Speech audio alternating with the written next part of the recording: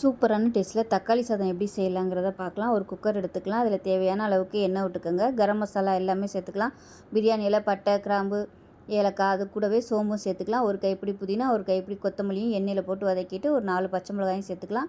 நீளமாக நறுக்கின வெங்காயம் சேர்த்து நல்லா பொன்னிறமாக வதக்கிட்டு நல்லா ஒரு 2 டேபிள் ஸ்பூன் அளவுக்கு இஞ்சி பூண்டு பேஸ்ட் சேர்த்து பச்சை வாசனை போக நல்லா வதக்கி விட்டு 1 டேபிள் ஸ்பூன் மிளகாத்தூள், 1/4 டேபிள் ஸ்பூன் மஞ்சத்தூள், 1/4 டேபிள் ஸ்பூன் கரம் மசாலா சேர்த்து வதக்கி விட்டுக்கோங்க. ஒரு 3 தக்காளி மிக்சியில் அடித்து வச்சுருக்கேன். அதையும் சேர்த்து தேவையான அளவுக்கு உப்பையும் சேர்த்து நல்லா எண்ணெய் பிரிஞ்சு வர அளவுக்கு வதக்கி விட்டுக்கலாம். தக்காளி நல்லா கொதித்து தொக்கு மாதிரி வந்ததும் 1/2 கப் அளவுக்கு சுடுதண்ணி சேர்த்துக்கலாம். 1 கப்பு சீரக சம்பா அரிசிக்கு 1/2 கப்பு தண்ணி. இப்போ தண்ணி நல்லா கொதிச்சிருச்சு. 20 நிமிஷம் ஊற வச்சுருந்தா ஜீரக சம்பா அரிசியை சேர்த்து கொதி வர ஆரம்பிக்கவும் தேவையான அளவுக்கு உப்பையும் சேர்த்துட்டு குக்கரை மூடி 2 விசில் விட்டுட்டு ஸ்டீம் போனதுக்கப்புறம் ஓப்பன் பண்ணோம்னா அருமையான தக்காளி சாதம் ரெடி ஆயிடுச்சு. பசங்களுக்கு இந்த மாதிரி செஞ்சு கொடுக்கும்போது நல்லா விரும்பி சாப்பிடுவாங்க. லஞ்ச் பாக்ஸ் கொடுக்குறதுக்கும் ரொம்ப சூப்பராக இருக்கும்.